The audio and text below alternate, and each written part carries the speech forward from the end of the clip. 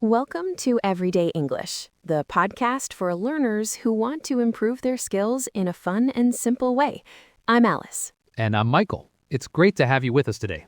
It really is. Today we have a fantastic topic. We're talking about smart English learning tips. Right. We're not just talking about studying hard. We're talking about studying smart. How to learn faster and, more importantly, how to learn better. Exactly. We've got 4 key tips that have helped thousands of students, and we're sure they'll help you too. So, are you ready to supercharge your English learning? Let's get started.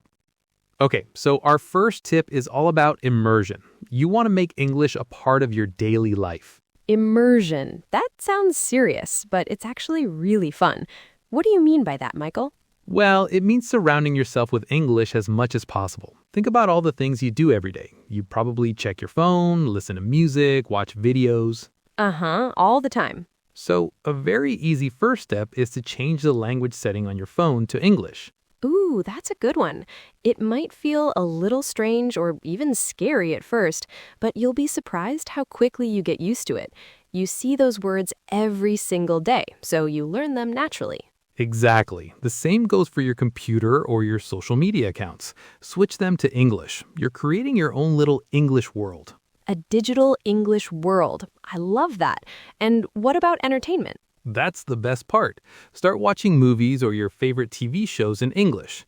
If you need to, start with English subtitles on. Right. That way you can connect the written words to the spoken sounds. And as you get more confident, you can try turning the subtitles off. You'll have to listen more carefully, which is great practice for your listening skills. Totally. Music is another great tool. Find some English songs you like, look up the lyrics, and try to sing along.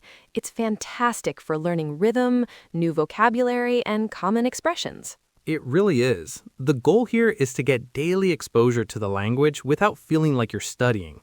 You're just living your life, but in English. That's a brilliant start. So once you're surrounded by English, what's next?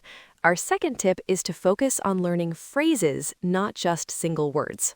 This is such a big one. I see so many learners with long lists of individual words. Right, like book, car, eat, and they try to memorize them. But language doesn't really work that way. It doesn't. Words live in groups. So instead of just learning the word decision, it's much more useful to learn the phrase make a decision. Yes, or a difficult decision. You're learning the word in its natural habitat with its friends. These word groups are often called chunks or collocations. Collocations, that's the key.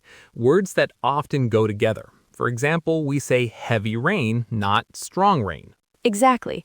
Learning these chunks makes your English sound much more natural. You stop translating directly from your native language, which often leads to awkward sentences. It does, and it actually makes speaking easier. Your brain doesn't have to build a sentence from zero, word by word. It can just pull out a whole phrase it already knows, like, on the other hand, or I'm looking forward to. That makes so much sense. So how can learners find these phrases? When you read or listen to English, pay attention to the words that are often together. When you learn a new word, don't just write down the word itself, write down the whole sentence you found it in. That's a great practical tip. Use a notebook or a notes app, and every time you find a useful phrase, write it down. Then try to make your own sentences using that phrase. Perfect. So, remember, learn in chunks, not single words. You'll build fluency much, much faster. All right, on to tip number 3. This one is for everyone who says, I have no one to practice speaking with. Our tip is practice speaking even if you're alone.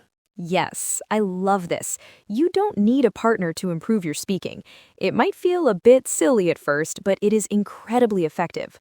So what are some ways to do this? My favorite is just to talk to yourself. Narrate your day. Narrate your day? What do you mean? Just say what you're doing out loud. Okay, I'm walking to the kitchen now. I'm going to make some tea. I need to get a cup. Right. It sounds simple, but you're practicing forming sentences in real time about things that are relevant to you. Exactly. Another technique is to read something out loud. Take a short news article, a blog post, or a page from a book and just read it. This helps train the muscles in your mouth to produce English sounds correctly. It improves your pronunciation and your flow. Another powerful technique is called shadowing. Shadowing. Can you explain that? Of course, you find a short audio or video clip with a native speaker. You play it and you try to repeat what they are saying, exactly as they are saying it at the same time. So you're like their shadow, speaking right after them.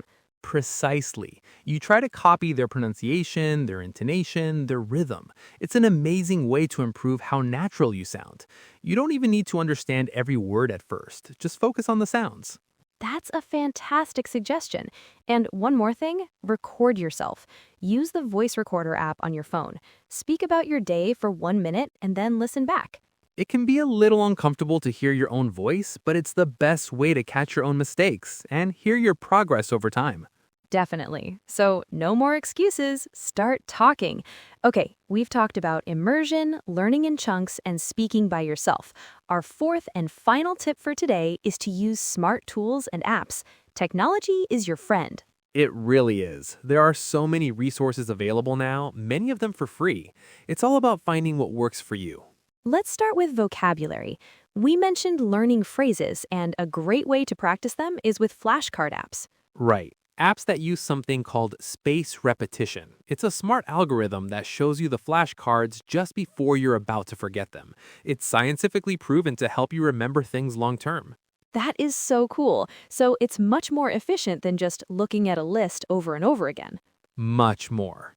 Next, for speaking practice, you can use language exchange apps. These connect you with native English speakers who want to learn your language. It's a fantastic idea. You can text or have voice calls. You spend half the time speaking English and the other half speaking your language. Exactly. It's a win-win situation. You get free speaking practice and you can make a new friend from another country. I love that. What about for grammar and writing? There are great online tools that can check your writing. Grammar checkers, for example. When you write an email or a message, they can highlight mistakes and suggest corrections. It's like having a personal grammar tutor. That's incredibly useful. And finally, don't forget about good old online dictionaries, but use a learner's dictionary. Good point. Why a learner's dictionary?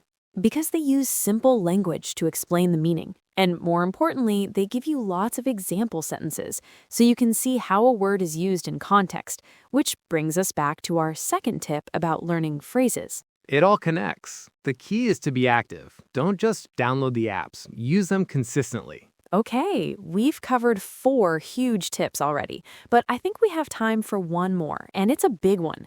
It's about mindset. And those are our 4 smart tips for learning English faster and better. We've covered a lot today, so let's do a very quick recap. Oh, this is crucial. Let me guess. Is it about being patient with yourself? Sounds good. Tip number 1 was to make English a part of your daily life. Immerse yourself. Change your phone's language, watch movies, and listen to music in English. Tip number 2, focus on phrases, not just single words. Learn in chunks to sound more natural and build fluency. Right. Tip number 3 was to practice speaking every single day, even if you have to talk to yourself. Don't be shy. And finally, tip number 4, use smart tools. Use technology like flashcard apps, language exchange platforms, and online dictionaries to support your learning. The most important lesson through all of this is consistency. Learning a language is a marathon, not a sprint. That's so true. Just 15 or 20 minutes of focused practice every day is much more effective than studying for 4 hours only on a Sunday. Absolutely. Find what you enjoy and stick with it. Learning should be fun, not a chore. Well said. And that's all the time we have for today on Everyday English. We hope you found these tips helpful. Thanks so much for listening. You can find us on YouTube if you want to see more content from us. Keep up the great work with your English, and we'll talk to you in the next episode. Bye for now. Bye, everyone.